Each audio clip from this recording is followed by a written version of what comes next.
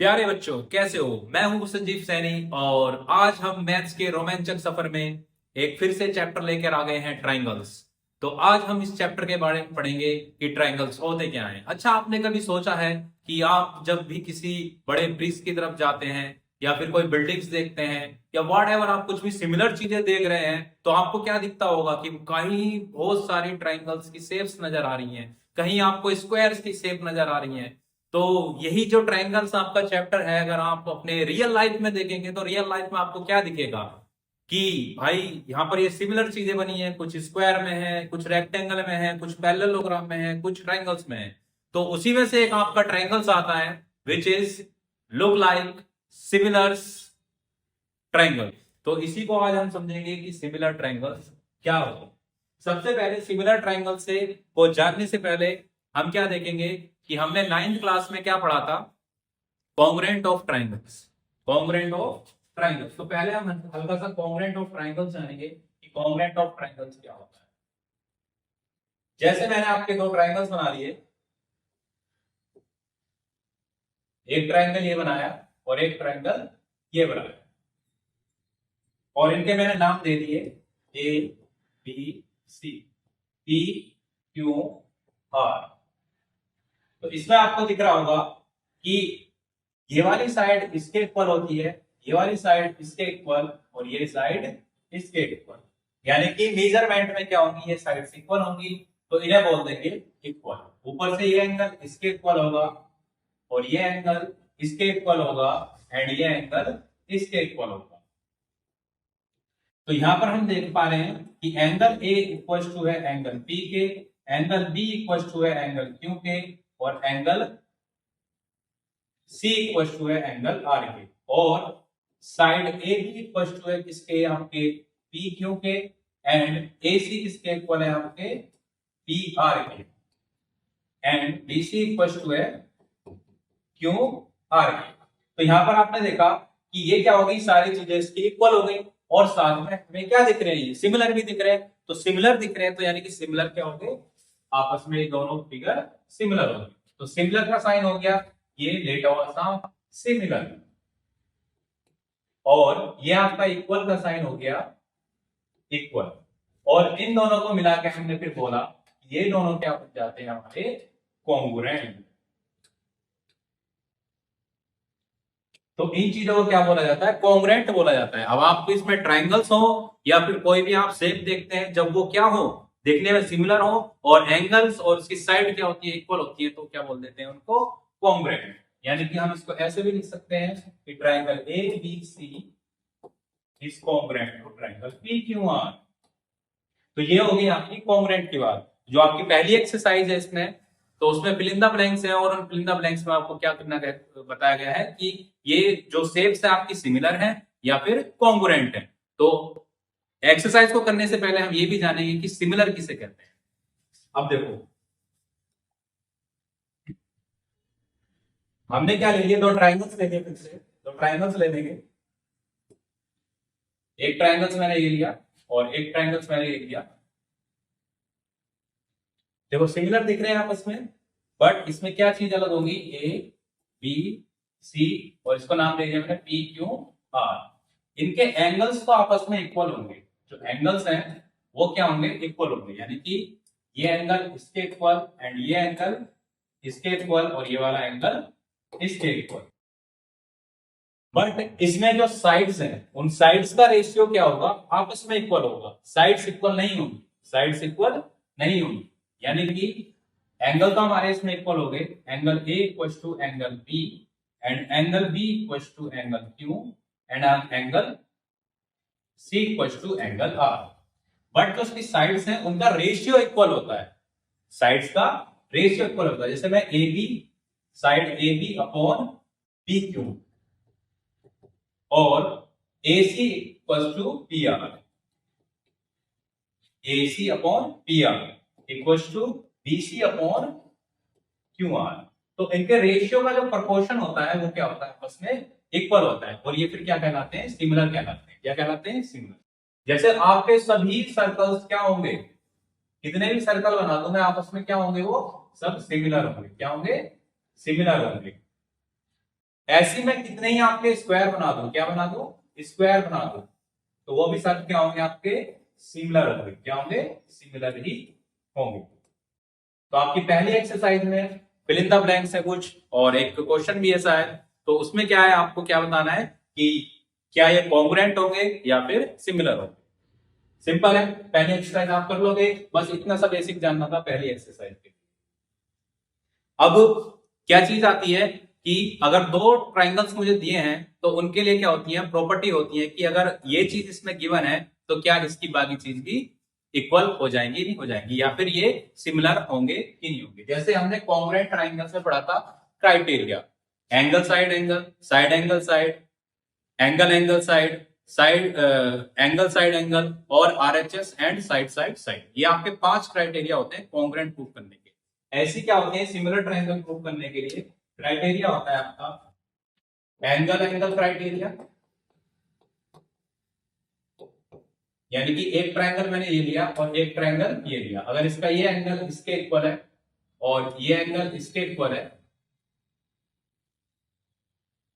तो ये दोनों क्या हो जाएंगे आपके, सिमिलर हो जाएंगे। A B C P Q R, तो यानी कि ये हो गया triangle A B C similar to triangle P Q are.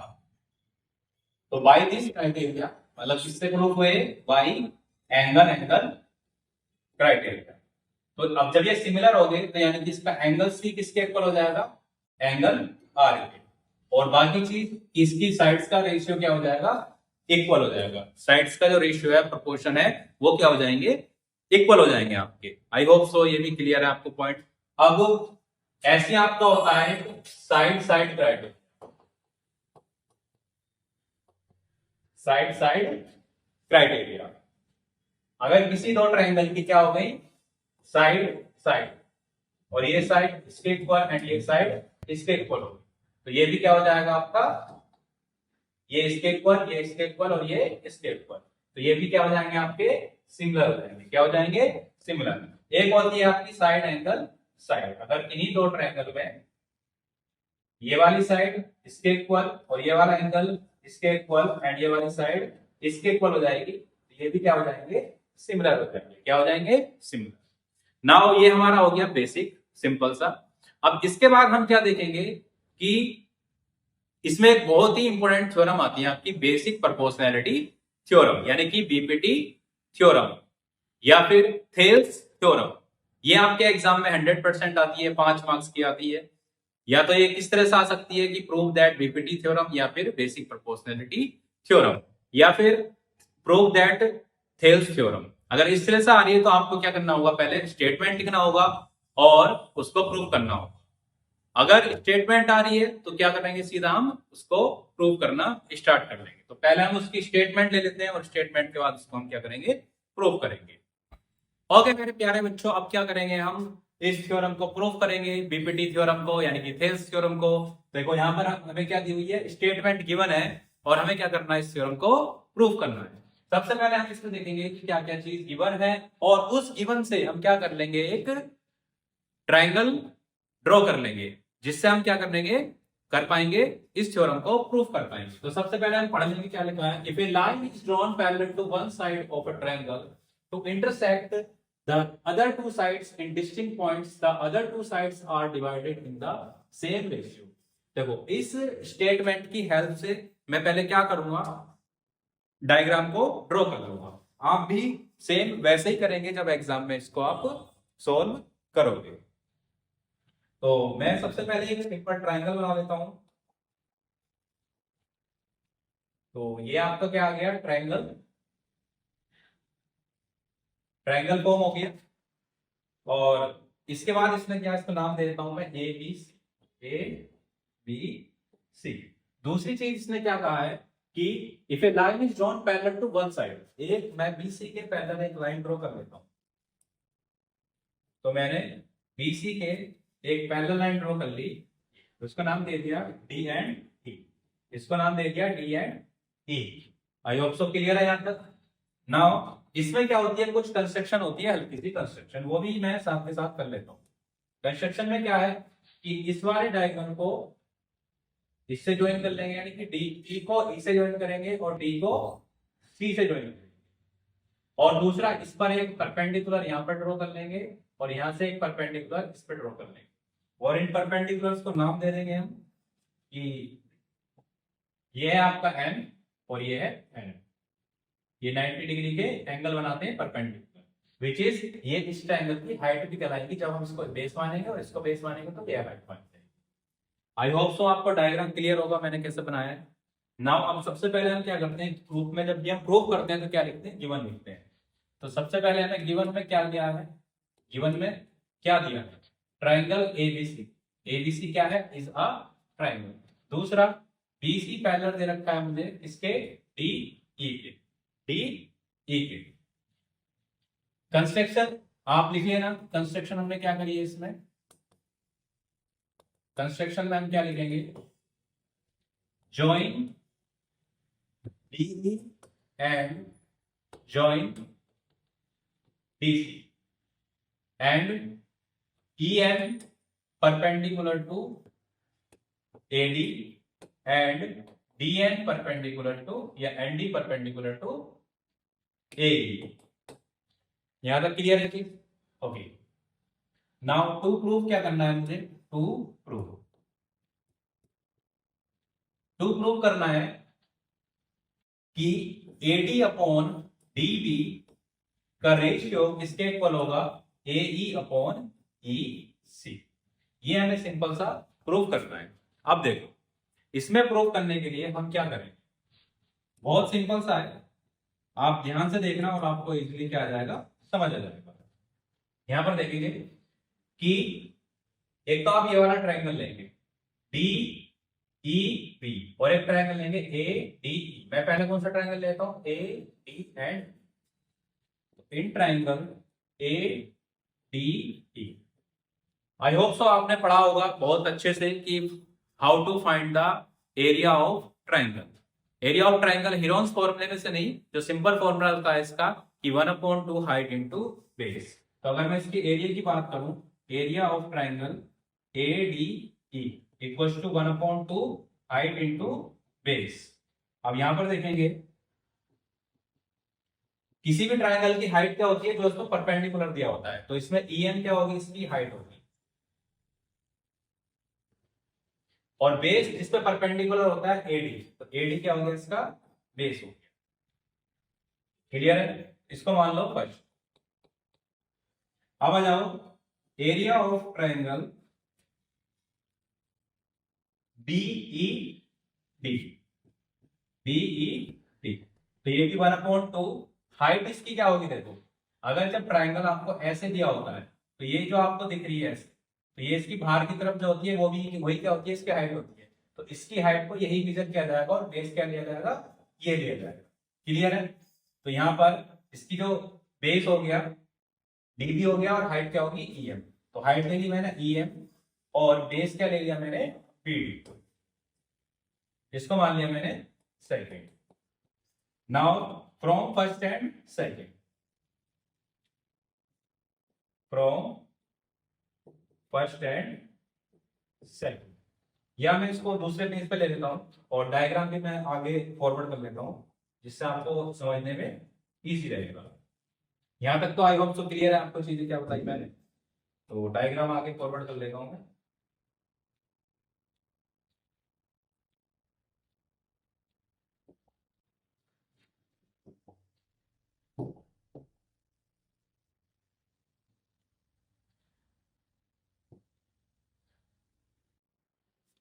Clear है, now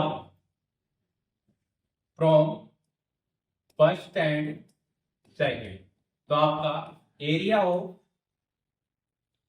of triangle ADE upon दोनों को क्या कर लिया मैंने आपस में डिवाइड कर लिया BED। तो इसका एरिया क्या आ रहा था मेरा, 1/2 EM इंटू AD और इसका एरिया क्या आ रहा था, 1/2 EM इंटू BD। तो यहां से देखो ये आपकी सेम में तो ये कैंसर, ये इससे कैंसर, तो ये क्या आ गया आपका यहाँ पर AD अपॉन BD। इसको क्या मान लिया मैंने, थर्ड मान लिया। क्या मान लिया, क्लियर है यहां तक। अब नेक्स्ट क्या करेंगे, नेक्स्ट कौन सा ट्रायंगल लेंगे, फिर से हम एक बार इसी ट्रायंगल को लेंगे A D. Similarly similarly chapter भी सिमिलरली है, और देखो यहाँ पर भी क्या काम करेंगे हम, सिमिलरली। सिमिलरली का मतलब सेम।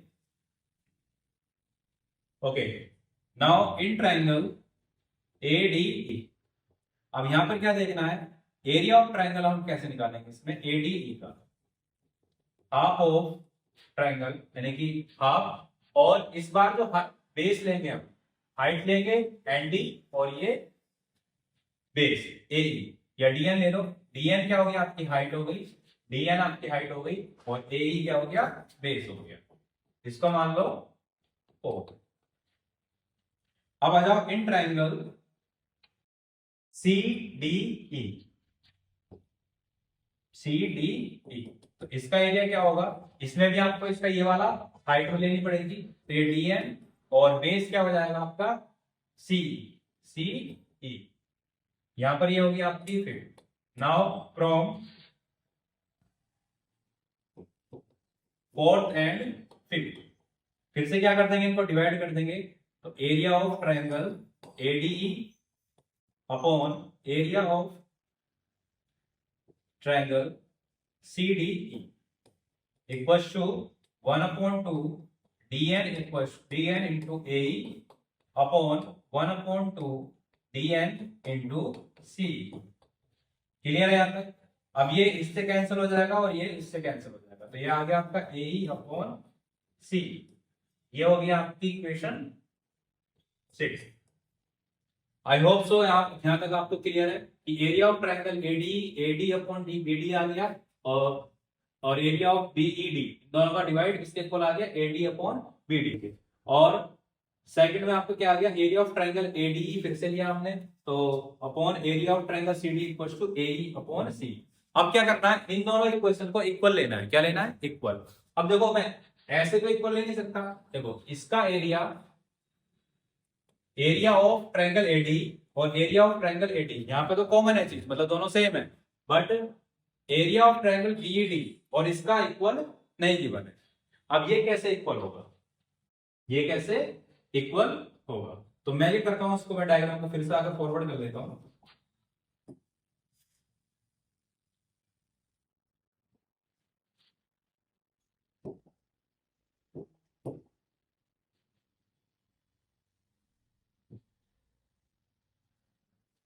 तो यहां पर एक सबसे पहले चीज देख लेंगे आप कि अगर एक लाइन ऐसे, मतलब दो लाइन पैरेलल दे रखी है और इसमें ऐसे आपको ट्रायंगल बने हुए, दो ट्रायंगल बने हुए हैं सेम बेस से, पैरेलल लाइन के बीच में जितने भी ट्रायंगल बनते हैं, मैं 1000 ट्रायंगल क्यों ना बना दूं, ठीक है, सबका एरिया क्या होता है, सेम होता है। क्या होता है, सेम होता है।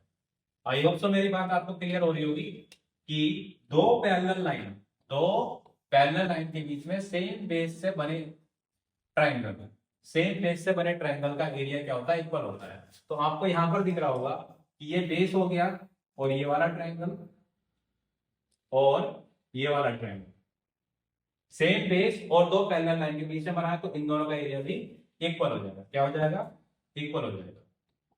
तो यहां पर हम क्या करेंगे, लिख लेंगे area of triangle BED equals to area of triangle CDE, और लिख देंगे इसमें यहां पर कि area of triangles are equal in between two parallel lines on same base. Clear है बात आपको, ठीक है? सेम बेस पर दो पैरेलल लाइंस के बिटवीन है बने एंगल्स का एरिया क्या होता है, इक्वल होता है। तो यहां पर हम देख सकते हैं कि इसका एरिया इक्वल था, इसका एरिया इक्वल था, और इन दोनों का हमने क्या कर लिया, एरिया इक्वल प्रूव कर दिया। तो अब क्या कर सकते हैं, from equation third and six, from equation third and six, from equation third and six, इससे क्या प्रूफ हो गया हमारा, इससे क्या प्रूफ हो गया कि area of triangle ADE upon area of triangle BED equals to area of triangle ADE again upon area of triangle CDE। अब देखो इसकी वैल्यू क्या थी हमारी, इसकी वैल्यू क्या है AD upon BD, AD upon BD equals to, और इसकी वैल्यू क्या है इक्वेशन में देखेंगे हम AE upon CE, AE upon CE। देखो ये हमें प्रूव करना था AD अपॉन DB या BD और AE upon EC, AE upon CE या AC एक ही बात होता है, ठीक है। तो ये हो गया आपका proof, hence proof, hence proof. I hope so आपको ये थ्योरम समझ आई होगी। इस चैप्टर से आप जो आपके बेसिक्स हैं जो मैंने आपको क्लियर करे हैं, आप पहले इनको पढ़ लें अच्छे से और इसी को एक दो बार रिवाइज कर लें और 5 नंबर तो आपके यही पक्के हो जाते हैं अगर आप इस चैप्टर को यहाँ मतलब ये वाला पीपीटी थ्योरम कर लेते हैं तो। और बाकी आप क्वेश्चंस लगाना चाहते हैं तो मैं क्वेश्चंस के लिए भी बनाऊंगा, बट आपका मेरा फोकस पहले है उन बच्चों के लिए है जो काफी वीक रहते हैं और एंड में उनको समझ नहीं आता मुझे क्या करना है। तो अब मैं आपसे वादा करता हूं कि आप मेरी सभी वीडियोस को देख लो, बस बेसिक पढ़ना है आपको, बेसिक पढ़ लो, कम से कम एग्जाम में आप क्या कर पाओगे, एग्जाम को क्वालिफाई कर पाओगे, आप पास हो पाओगे, यानी 30+ या 40 के बिटवीन आप नंबर इजिली ला सकते हो ओनली सिर्फ दिस बेसिक्स को पढ़कर। आई होप सो मेरी बात आपको पहुंच पा रही होगी मैं क्या कहना चाह रहा हूं। सो मिलते हैं फिर, जय हिंद, बाद में फिर दूसरे चैप्टर के साथ मेरे इस रोमांचक सफर में मैथ्स के। धन्यवाद।